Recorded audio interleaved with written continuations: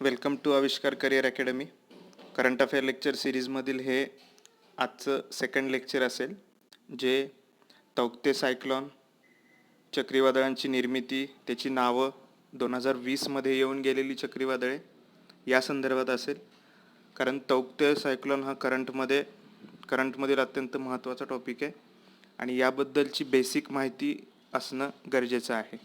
तर आजच्या लेक्चरला आपण सुरुवात करूया सायक्लॉन संदर्भात, चक्रीवादळासंदर्भात बेसिक माहितीपासून, की चक्रीवादळाची निर्मिती कशी होते. आजचा आपल्या लेक्चरमध्ये आपण चक्रीवादळांची निर्मिती कशी होते, तौक्ते सायक्लॉन, चक्रीवादळांना नाव देण्याची पद्धत आणि जगामध्ये सायक्लॉनलाच इतर कोणती कोणती नावं आहेत, हे आपण 4 ते 5 पॉईंट आजच्या लेक्चरमध्ये बघणार आहोत. ओके. तर चक्रीवादळांची निर्मिती जर आपण पाहिली तर भारताचा जो दक्षिण भाग आहे तो तिन्ही बाजूंनी पाण्याने वेढलेला आहे. ओके. त्यामुळे चक्रीवादळाची परिस्थिती दरवर्षी निर्माण होते. तर यामध्ये चक्रीवादळासंदर्भात किंवा सायक्लॉन संदर्भात एक बेसिक कन्सेप्ट असा आहे की चक्रीवादळाची मूळ निर्मिती ही दाबाच्या कमी जास्तपणामुळे होते. तुम्ही जर पाहिलं तर वारा नेहमी जास्त दाबाकडून कमी दाबाकडे वाहतो किंवा high pressure to low pressure हा नेहमी वाइंडचा फ्लो असतो. ओके. इथं तुम्हाला इमेजमध्ये दिसते की high pressure to low pressure नेहमी वाहतो.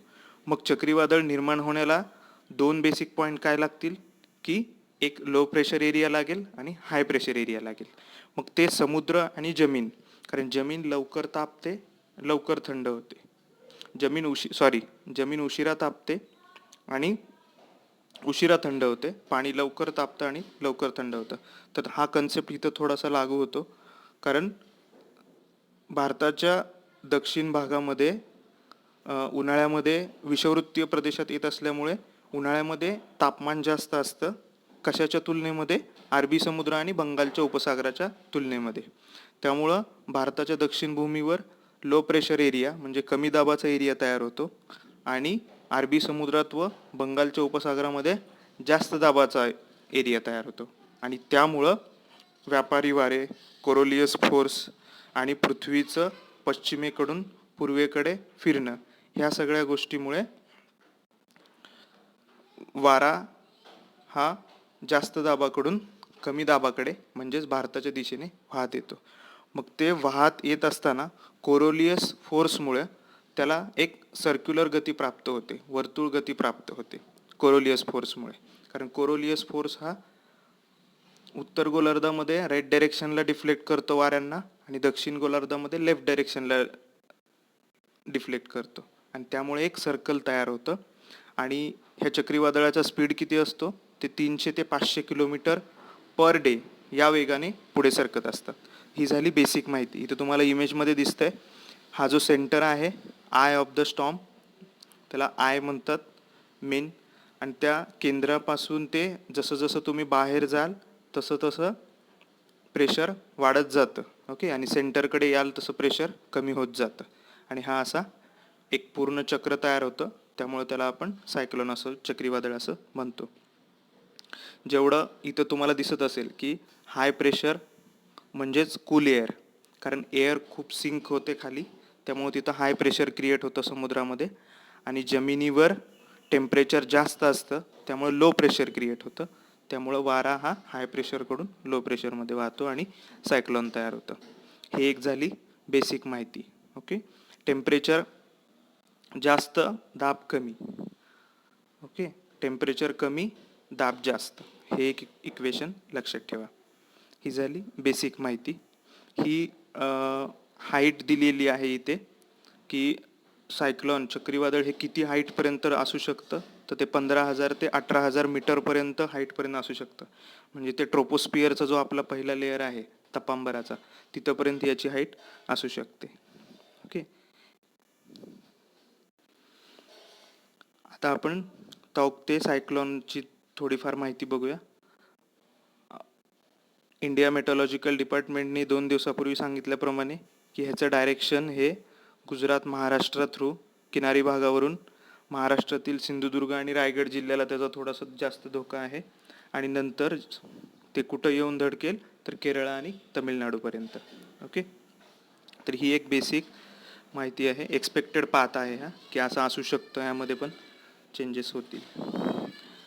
तर तौक्ते सायक्लॉनबद्दल जर आपण अजून माहिती बघायची जर म्हणलं, तर तौक्ते हे नाव कुणी दिले, तर म्यानमार या देशाने नाव दिले.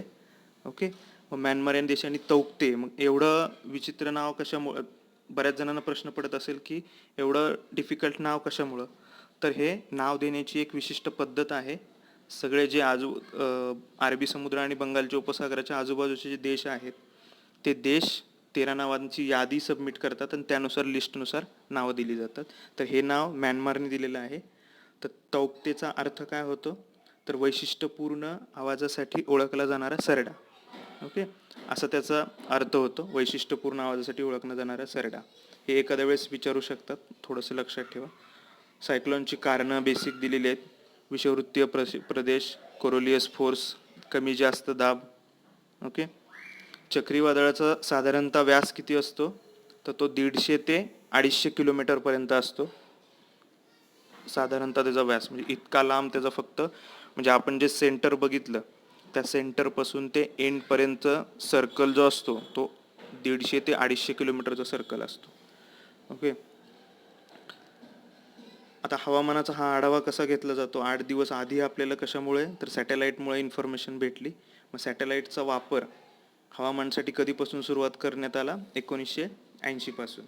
ओके, हा एक महत्त्वाचा पॉईंट आहे की सलग 4 वर्ष चक्रीवादळाची निर्मिती होण्याची ही पहिलीच वेळ आहे. पूर्व मान्सून म्हणजे पाऊस पडायच्या आधी सलग 4 वर्ष चक्रीवादळ येण्याची ही पहिलीच वेळ आहे.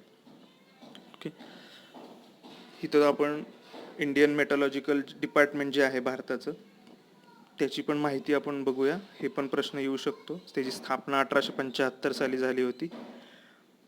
कोणत्या मंत्रालयाच्या अंतर्गत येतं, अर्थ सायन्स मंत्रालय, मिनिस्ट्री ऑफ अर्थ सायन्स. मुख्यालय नवी दिल्ली येथे आहे. ओके, सायक्लॉनचं आता आपण बघूया नावे देण्याची पद्धत, जो परीक्षेच्या दृष्टिकोनातून सर्व गव्हर्नमेंट एक्झामच्या परीक्षेच्या दृष्टिकोनातून महत्त्वाचा प्रश्न आहे. तर ही नेमिंग सिस्टीम कधीपासून सुरू झाली, तर 2000 सालापासून सुरू झाली. कोणी सुरू केली, जागतिक हवामान संस्था आणि इस्केप म्हणजेच economic and social commission for Asia and Pacific, ह्या 2 ज्या संस्था आहेत, यांनी ही नामकरण प्रणाली सुरू केली.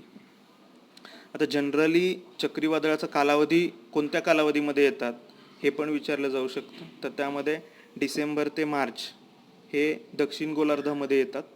आणि सायक्लॉन दक्षिण गोलार्धात कधी येतो, जनरली डिसेंबर ते मार्च दरम्यान. आणि उत्तर गोलार्धामध्ये जुलै ते ऑक्टोबर दरम्यान येतात. ओके, तर हे पण लक्षात ठेवा. आता 2020 आलेली आपण चक्रीवादळं पाहूया. कोणते कोणते सायक्लॉन्स आले होते 2020. ओके, टोटल 5 सायक्लॉन आले होते. त्यातलं पहिलं अम्फान, जे मेमध्ये आलं होतं. अम्फान हे नाव कुणी दिलं होतं, थायलंडने. त्याचा भारतामध्ये कुठे परिणाम झाला, अंदमान, ओडिसा, पश्चिम बंगाल, म्हणजेच हे बंगालच्या उपसागरामधून आलं होतं हे सायक्लॉन. दुसरं होतं निसर्ग, जूनमध्ये त्याची दिनांक होती. नाव देणारा पहिला देश, नाव हे निसर्ग नाव बांगलादेशने दिलं होतं. गती 21 नोव्हेंबर 2020, निवार 23 नोव्हेंबर आणि बुरेवी 30 नोव्हेंबर. म्हणजे नोव्हेंबरच्या लास्ट वीकमध्येच 3 टोटल सायक्लॉन आले. त्यातलं गती हे नाव भारताने दिलं होतं, निवार हे नाव इराणने दिलं होतं आणि बुरेवी मालदीवने दिलं होतं. ओके, तर ही काही नावं आणि नाव देणारा देश हे खूप महत्त्वाचं आहे. तर ह्या बाबी लक्षात ठेवा. ओके, आता टोटल किती नावांची यादी आहे सध्या, तर 169 नावांची. मग सदस्य देश किती आहेत, 13. मग ते कोणते आहेत सदस्य देश, तर जे बंगालच्या उपसागर आणि अरबी समुद्र याच्या किनाऱ्यालगत जे देश येतात ते सर्व देश याचे सदस्य आहेत. आणि प्रत्येक देशाने 13 नावं ऑलरेडी सबमिट करून दिलेली आहेत. मग ती एक लिस्ट बनवली जाते. आता समज 2022 एखादा जर सायक्लॉन आलं, तर त्याला तायक्तोच्या पुढचं जे नाव आहे ते नेक्स्ट सायक्लॉन येईल ना, त्याला ते नाव दिलं जाईल. अशा पद्धतीनं दिलं जातं. मग हे देश कोणते कोणते, तिथं 13 देशांची नावं दिलेली आहेत. Main Bangladesh, Bharat, Iran, Maldives, Myanmar, Oman, Pakistan, Qatar, Saudi Arabia, Sri Lanka, Thailand आणि UAE, येमन. ओके, तर ही झाले 13 देश. मग आता हे पण खूप महत्त्वाचं आहे. प्रश्न येऊ शकतो की खालीलपैकी भारताने दिलेली कोणती कोणती नावे आहेत सायक्लोनला. तर अशी 13 नावं भारताने सुचवलेली बघा कोणती आहेत. गती आहे, तेज, मुरासू, आग, योम, झर, प्रोबाहो, नीर, प्रभंजन, घुरणी, अंबुज, जलधी आणि वेग. ही आहेत 13 नावं. ओके, आता ही चक्रीवादळांना जेव्हा नावं दिली जातात तर ती नावं देताना पण काही त्यामध्ये अटी, काही नियम पाळले जातात की व्यक्तिसमूहाच्या कोणाच्या भावना दुखावल्या जाणार नाहीत असंच नाव दिलं जातं. नाव छोटं आणि उच्चाराला सोपं असावं असा पण एक त्यात मेन्शन आहे. आणि सगळ्यात महत्त्वाचं म्हणजे फर्स्ट पॉईंट इथं आपल्याला दिला आहे स्क्रीनवर, तो म्हणजे की कुणाचं धार्मिक, राजकीय किंवा सांस्कृतिक भावना दुखावल्या जाणार नाहीत अशा पद्धतीनं नाव दिलं जातं. ओके, तर हे झालं महत्त्वाचे पॉईंट्स. तर चक्रीवादळांना नावे दिल्याचे फायदे काय होतात. तर प्रत्येक चक्रीवादळांना आपण ओळखू शकतो. प्रदेशात येणाऱ्या वादळांबद्दल लोकांना पूर्वसूचना देताना मदत होते. एकाच वेळी एकापेक्षा जास्त वादळे निर्माण झाली तर त्याचा अभ्यास करताना मदत होते. ही आहेत ह्याचे फायदे काय. कारण बऱ्याच वेळा आपण बघितलं की 2020 नोव्हेंबरमध्ये 8 दिवसात 3 वादळं आली होती. मग त्यामुळं तिघांना वेगवेगळी नावं असल्यामुळं बऱ्यापैकी हवामान विभागाला ते इझी जातं स्पष्ट करायला, त्याचे फ्युचर आस्पेक्ट स्पष्ट करण्यासाठी सोपं जातं. ओके, ही झाली बेसिक नाव देण्याच्या पद्धतीतली माहिती.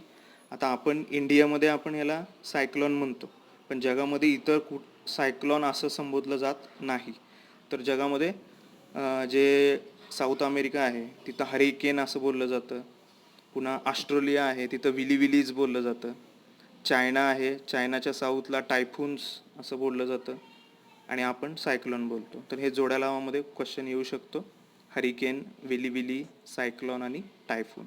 ओके, तर ही होती चक्रीवादळ त्याबद्दलची बेसिक इन्फॉर्मेशन आणि तायक्तोबद्दलची इन्फॉर्मेशन. ओके, व्हिडिओ कसा वाटला कमेंटमध्ये नक्की कळवा आणि नेक्स्ट व्हिडिओ कशावर हवा हे पण तुम्ही कमेंटमध्ये सजेशन देऊ शकता. ओके, व्हिडिओला लाईक करा. लवकरच नेक्स्ट करंट अफेअर लेक्चरचा व्हिडिओ येईल. व्हिडिओला लाईक करा, शेअर करा आणि सबस्क्राईब करा. Thank you so much.